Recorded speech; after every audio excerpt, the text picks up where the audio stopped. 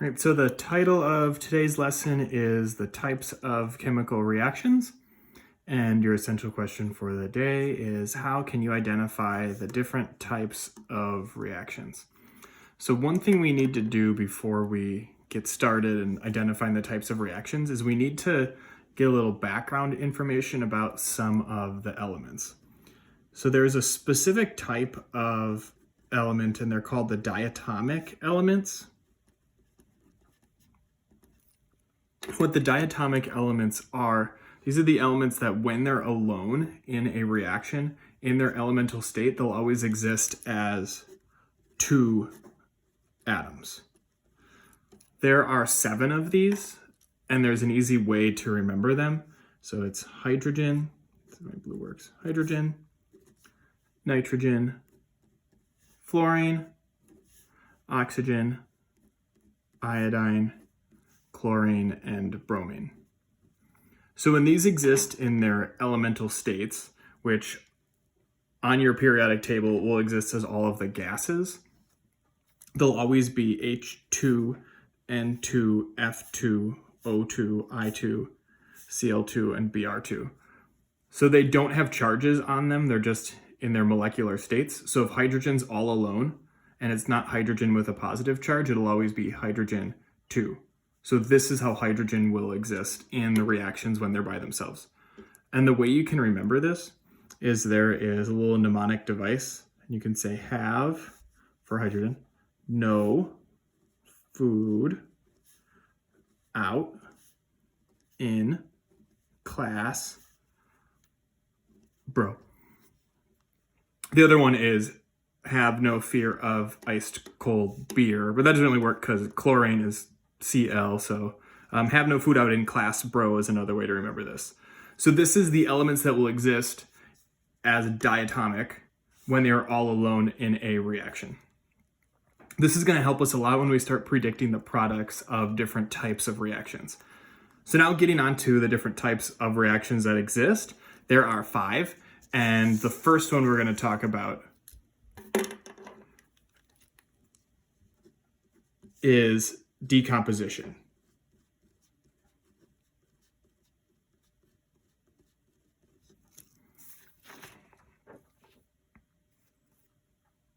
So decomposition reactions are when you have one compound in your reaction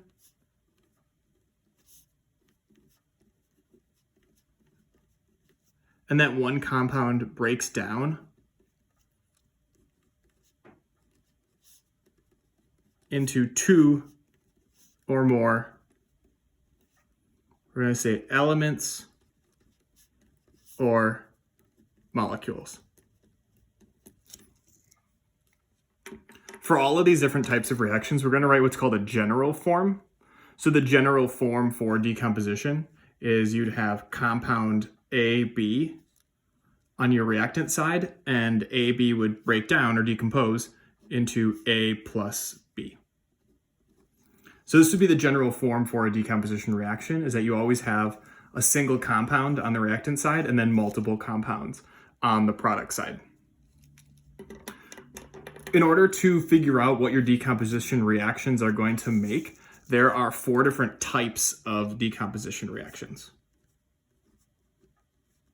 And you guys are going to need to know these 4 different types.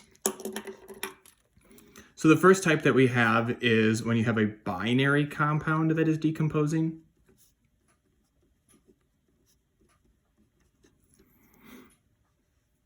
What a binary compound is, it's a compound that is in the lowest ratios based on the charges. So an example of a binary compound would be something like water. From your periodic table, you can tell that hydrogen's +1 and oxygen's -2.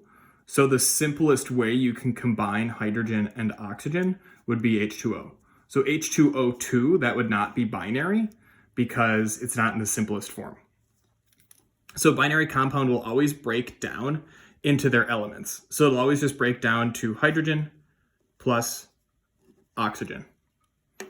So you'll always have the binary compound and it'll always just split up into element plus element. But in this case, the reason why we went through those diatomic elements, if we look above, is that both hydrogen and oxygen are diatomic elements. So right now they're in their elemental forms, so they have to be H2 and O2. And then we could balance this out by just putting a 2 here and a 2 here. So that's the first type of decomposition reaction. The second type we have is when you have a compound that contains a carbonate. So carbonates will always break down into an oxide plus carbon dioxide.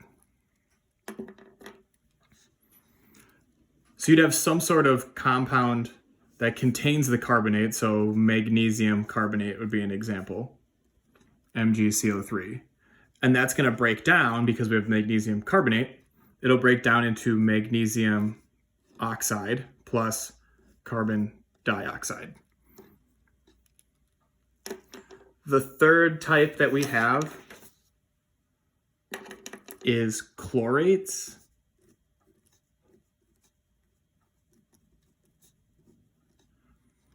And chlorates will always break down into a chloride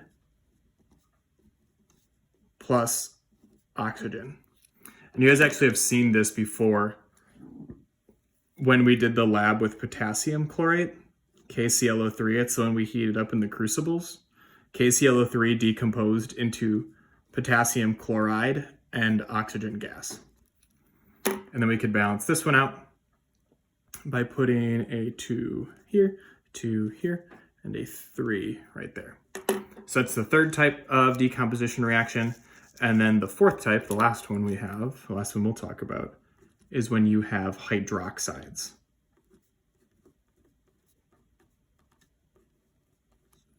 And hydroxides are always going to break down to the oxide and water.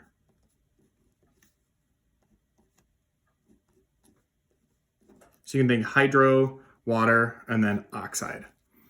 So an example of this would be if you have something like lithium hydroxide, LiOH, that would break down into lithium oxide plus water.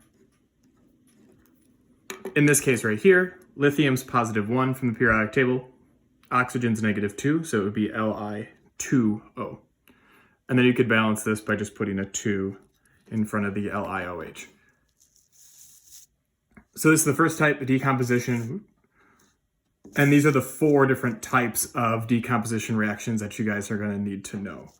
So then the second type of reaction that we have is going to be synthesis reactions.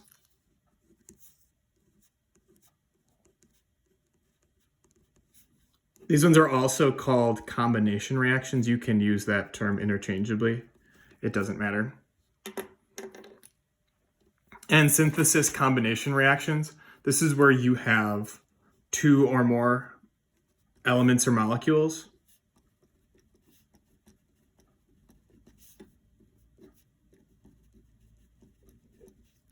combining to make one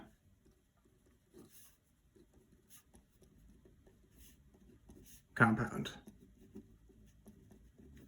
So the general form for this, just like we had for the decomposition reactions, is going to be completely backwards. So A plus B, so you're starting out with 2 or more elements or molecules. You could have a C if you wanted as well. And it's going to combine to make one single compound with the formula of A and B. The rules for synthesis combination reactions are going to be exactly the same as the rules for decomposition. They're just going to be backwards. So if you know the synthesis or know the decomposition reaction rules, then you also, by default, know the synthesis combination rules. So just all I'm going to write here, I'm not going to rewrite them, is that the rules are decomposition rules backwards.